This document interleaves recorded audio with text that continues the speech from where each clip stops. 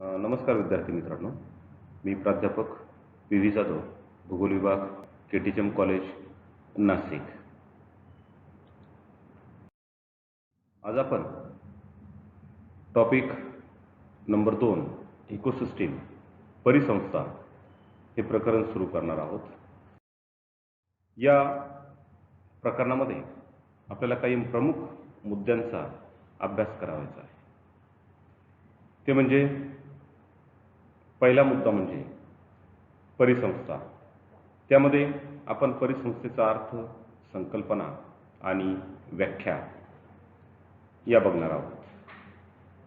त्यानंतर दुसरा मुद्दा परिसंस्थेची रचना, तिसरा मुद्दा म्हणजे परिसंस्थेचे प्रकार.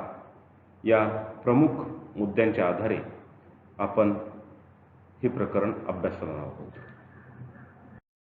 तर विद्यार्थी मित्रांनो, आपण जर बघितलं, आपल्याला सर्वांनाच आणि तुम्हालाही ज्ञात आहेच की आकाशगंगेत किंवा ब्रह्मांडात सुद्धा आपण जर बघितलं तर सूर्यमाला आणि तिचं वेगळेपण हे आपल्या सर्वांनाच माहिती आहे. जवळजवळ 4.54 अब्ज वर्षापूर्वी पृथ्वी सूर्यापासून वेगळी झाली आणि त्यानंतर पृथ्वीचा प्रवास हा सुरू झाला. आणि ज्यावेळेस पृथ्वी सूर्यापासून वेगळी झाली त्यावेळेस तो एक तप्त असा वायुगोल होता आणि कित्येक कोटी वर्षाच्या प्रवासानंतर ती वायुरूप अवस्थेतून द्रवरूप अवस्थेत आली आणि द्रवरूप अवस्थेनंतर याला घनरूप अवस्था ही प्राप्त झाली. हे आपल्या सर्वांनाच माहिती आहे. या दीर्घकालीन अशा म्हणजेच वायू, द्रव, घन असा या पृथ्वीचा प्रवास हा अनेक क्रियाप्रक्रियेतून 3 भौतिक आवरणे ही तयार झाली आणि ती म्हणजेच वातावरण म्हणजेच ॲटमॉस्फिअर, जलावरण हायड्रोस्फिअर आणि मृदावरण म्हणजे लिथोस्फिअर. या 3 आवरणामध्ये 3 अब्ज वर्षापर्यंत अनेक भौतिक आणि रासायनिक अभिक्रिया या सुरू होत्या आणि या कालावधीतच पृथ्वीवर एकही सजीव अस्तित्वात नव्हता. परंतु त्यानंतर सुरू झाला सूक्ष्मजीवांचा प्रवास आणि हा जो प्रवास आहे हा सूक्ष्मजीवांचा प्रवास दीर्घकाळ सुरू होता आणि या सूक्ष्मजीवांच्या प्रवासात एका अनोख्या अशा सूक्ष्मजीवाने सूर्यप्रकाशाच्या साहाय्याने पाण्यात ऑक्सिजन तयार करण्यास सुरुवात केली. जवळजवळ 1 अब्ज ते 60 कोटी वर्षापर्यंत बहुपेशीय सजीवास अनुकूल परिस्थिती ही निर्माण झाली व तेथून पुढेच खऱ्या अर्थाने पृथ्वीवर जैविक आवरणे म्हणजेच आपल्याला असं म्हणता येईल वनस्पती, प्राणी आणि विविध सूक्ष्मजीव हे विकसित होऊ लागले. वनस्पती, प्राणी व सूक्ष्मजीवांचं मिळून जे जैविक आवरण तयार झालं त्यास आपण जीवावरण बायोस्फिअर असं म्हणतो. आणि पृथ्वीवर असलेलं जीवावरण हेच आपल्या वसुंधरेचं इतर ग्रहांपेक्षा वेगळेपण आहे. अगदी अलीकडे जन्माला आलेल्या मानव हा जीवावरणाचाच एक महत्त्वाचा असा भाग आहे. आज पृथ्वीवर जे वातावरण, जलावरण, जीवावरण आहे त्यामध्ये सातत्याने आंतरक्रिया सुरू असतात. या आंतरक्रिया वेळ, काळ आणि स्थळानुसार त्यात बदल सुद्धा होत असतो.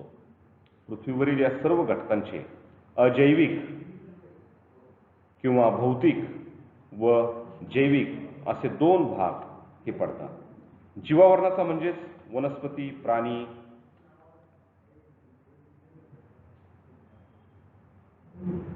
व सूक्ष्मजीवांचा इतर घटकांशी म्हणजे मृदा, जल आणि आकाशाशी हा दृढ संबंध आहे आणि या संबंधात जशी क्रमबद्धता आहे ती मानवाने पहिल्यापासूनच शोधण्याचा प्रयत्न हा केलेला आहे. यात डार्विन, हॅकेल, कार्ल रिटर, यू, ओडम इत्यादी अभ्यासकांचं मोठं योगदान आहे. म्हणजे अशा प्रकारे आपल्याला पृथ्वीविषयी थोडक्यामध्ये आपला माहितीही सांगता येते. तर आपल्याला सुरुवातीला काही संज्ञा जर आपण बघितल्या तर त्या ठिकाणी आपल्याला असं म्हणता येईल की किंवा व्याख्या आपण जर बघितल्या, परिसंस्था ही संज्ञा सुरुवातीला ब्रिटिश पारिस्थितिकी शास्त्रज्ञ ए.जी. टान्सले यांनी 1935 मध्ये मांडली आणि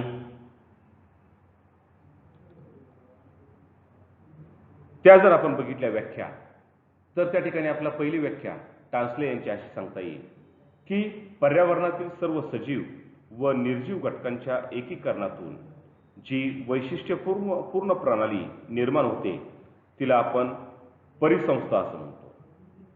त्यानंतर दुसरी महत्त्वाची व्याख्या म्हणजे नेबक यांनी मांडलेली, परिसंस्था म्हणजे पृथ्वीवरील विविध वर्गीय जीवांच्या परस्परांमधील आंतरक्रिया आणि त्यांचे पर्यावरण म्हणजेच पर्यावरण असं सांगता येईल. त्यानंतर दुसरी महत्त्वाची व्याख्या म्हणजे वनस्पती, प्राणी व अजैविक घटक त्याचबरोबर त्यांच्या आंतरक्रियांचा असणारा समावेश असलेली व्यवस्था म्हणजे परिसंस्था होय. अशा विविध व्याख्या वेगवेगळ्या अभ्यासकांनी या मांडलेल्या आहेत.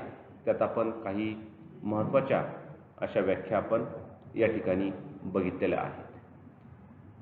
म्हणजेच या ठिकाणी परिसंस्थेविषयी या प्रकारच्या व्याख्या वेगवेगळ्या अभ्यासकांनी या ठिकाणी सांगितलेल्या आहेत, त्याही आपण बघितलेल्या आहेत.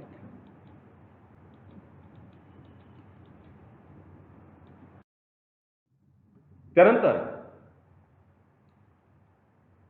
आपण पुढचा मुद्दा म्हणजे परिसंस्थेच्या संकल्पना, कन्सेप्ट ऑफ इकोसिस्टीम या ठिकाणी बघणार आहोत. तर या वेगवेगळ्या संकल्पना आपण या ठिकाणी बघणार आहोत. तर पहिली संकल्पना जी आहे ती जर आपण बघितली तर सजीव म्हणजेच ऑर्गॅनिझम हे आपल्या सभोवताली असलेल्या ज्या विविध वनस्पती आणि प्राणी या सजीव असतात आणि त्यांच्यामध्ये चेतना, क्षमता, हालचाल, चयापचय, पुनरुत्थापन, वंश सातत्य इत्यादी लक्षणे आढळतात. आणि सजीवांचे वनस्पती, प्राणी आणि सूक्ष्मजीव असे प्रकार पडतात हे आपल्या सर्वांनाच माहिती आहे.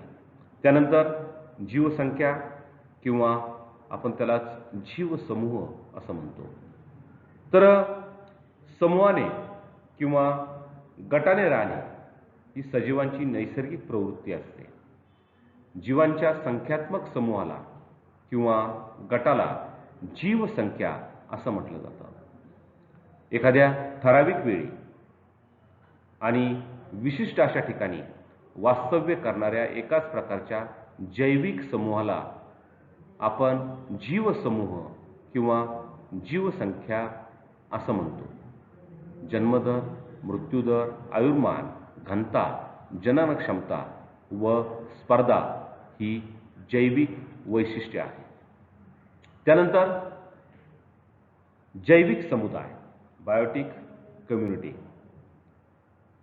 म्हणजेच जैविक समुदाय म्हणजेच क्षेत्र आणि काळ यांच्या संदर्भात सारखी पारिस्थितिकीय कार्य करणाऱ्या जीवसंख्याचे समूह उदाहरणार्थ जंगलात वनस्पती, प्राणी, पक्षी, कीटक, जीवाणू या सजीवांचे अनेक समूह, सजीव समूह हे आपल्या त्या ठिकाणी आढळतात आणि असे विविध जीवसमूह जैविक समुदायाचे घटक असतात.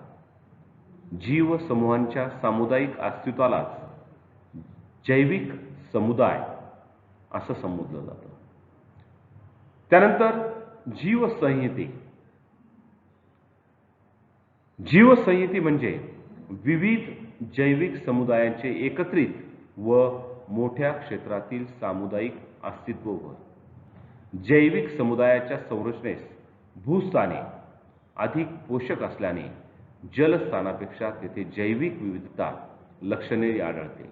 अशा ठिकाणी समुदायास जीवसंहिता असे म्हटलं जातं. उदाहरणार्थ वेगवेगळ्या प्रकारचे गवताळ प्रदेश असतील, विषुववृत्तीय अरण्याचा प्रदेश असेल, सहारासारखं वाळवंट असेल, या ठिकाणी आपल्याला मोठ्या प्रमाणावर जीवसंहिता दिसून येते. म्हणजेच आपण जर बघितलं, साधा आपण गवताळ प्रदेशाचं जर उदाहरण घेतलं, त्या ठिकाणी अनेक तृणभक्षक प्राणी त्या ठिकाणी राहतात, आपली उपजीविका करतात आणि या तृणभक्षक प्राण्यांवर मांसभक्षक प्राणीसुद्धा त्या ठिकाणी उपजीविका करतात. म्हणजे ते सुद्धा त्या ठिकाणी आपल्याला सांगता येईल की ओघानेच त्या ठिकाणी ते येतात.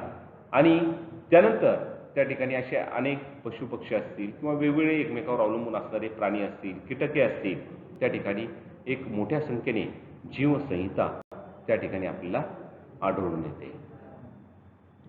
त्यानंतर आपण जर बघितलं तर या ठिकाणी या पहिल्या मुद्द्यामध्ये आपण त्या ठिकाणी व्याख्या, संकल्पना आणि या परिसंस्थेचा अर्थ आपण या ठिकाणी थोडक्यामध्ये हा समजून घेतलेला आहे. जर आपल्याला काही प्रश्न असतील तर आपण या ठिकाणी विचारू शकता. तसे मी आपल्याला आपण होम असाइनमेंट आपण देणारच आहोत, तसे मी टाकणार आहे, ते सुद्धा तुम्हाला या ठिकाणी ते सोडवायचे आहेत. आणि जर तुमची काही आणखी काही शंका असेल तर तुम्ही मला या ठिकाणी मी माझा मेल दिलेलाच आहे, त्यावरती तुम्ही विचारू शकता. धन्यवाद विद्यार्थी मित्रांनो.